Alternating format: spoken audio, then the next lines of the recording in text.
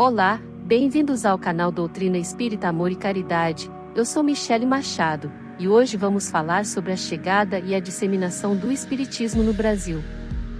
O Brasil é conhecido por ser um dos países mais católicos do mundo, mas há outras religiões que também têm grande influência, como o Espiritismo. No mundo todo, estima-se que haja cerca de 13 milhões de adeptos da doutrina espírita, sendo que quase 4 milhões estão no Brasil. Isso significa que, a cada 3 seguidores do Espiritismo, um é brasileiro. Esses números mostram que o Brasil é, de fato, a maior nação espírita do planeta. Mas como e quando o Espiritismo chegou aqui? Todos sabemos que essa doutrina surgiu na França, quando Allan Kardec começou seus estudos sobre a manifestação dos espíritos. Então, como essa religião se tornou tão popular no Brasil? A história começa na década de 1850, quando membros da alta sociedade europeia, tanto nobres quanto burgueses, se reuniam em torno de mesas para tentar se comunicar com os mortos. Nessas reuniões, as mesas se movimentavam de maneira inexplicável, sem nenhuma razão física aparente, o que intrigava a todos. Algumas pessoas acreditavam que a força da concentração coletiva fazia os móveis se moverem, enquanto outras suspeitavam de truques ou de fenômenos como magnetismo. Em meio a essa curiosidade, o professor francês Léon Denisard Rivail, mais tarde conhecido como Allan Kardec, foi convidado a participar de uma dessas sessões em maio de 1855. Ao presenciar os fenômenos com seus próprios olhos, Kardec inicialmente suspeitou de algum truque. Porém, ao não encontrar explicações físicas para o que testemunhou, ele decidiu se aprofundar nos estudos sobre o que viria a ser chamado de mediunidade. A partir daí, começou a investigar com seriedade esses eventos e a coletar informações através de cestas escreventes, um método utilizado para obter respostas dos espíritos. Em um desses encontros, o lápis de uma dessas cestas escreveu a frase: "Eis, o obreiro que reconstrói o que foi demolido". Esse foi o ponto de virada na vida de Kardec, que entendeu seu propósito na Terra.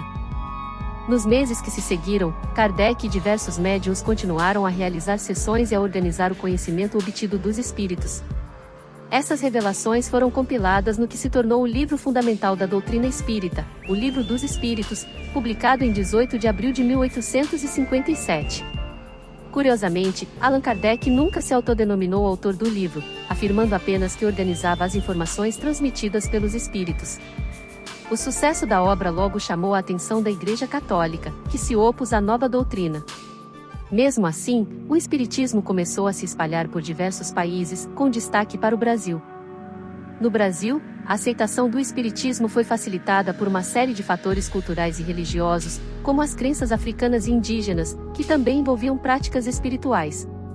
2 nomes foram essenciais para a disseminação do espiritismo no país: o professor francês Jean-Baptiste Roustan e o brasileiro Luiz Olímpio Teles de Menezes. Este último fundou o primeiro centro espírita do Brasil, o Grupo Familiar do Espiritismo, em Salvador, no dia 17 de setembro de 1865. Ele também foi responsável por lançar o primeiro periódico espírita no país, o Eco do Além-Túmulo, publicado pela primeira vez em 1869. A aceitação do espiritismo no Brasil foi celebrada até mesmo por Allan Kardec, que, em 1864, expressou sua satisfação com o progresso da doutrina no Rio de Janeiro. Entre os grandes nomes do espiritismo brasileiro, destaca-se Bezerra de Menezes, conhecido como o Kardec brasileiro. Médico, militar, político e filantropo, ele se dedicou a ajudar os mais pobres e foi um defensor fervoroso do espiritismo. Outro nome incontornável é o de Chico Xavier, um dos médiuns mais famosos do mundo. Ao longo de sua vida, Chico psicografou 459 livros, doando os direitos autorais de todas as suas obras para instituições de caridade. Apesar da aceitação crescente, o espiritismo também enfrentou perseguições no Brasil, como havia ocorrido na Europa. Em 1874, por exemplo, o Jornal do Comércio acusou a doutrina de causar loucura. Mesmo assim, o espiritismo continuou a crescer e, hoje, a cada 3 espíritas no mundo, um é brasileiro.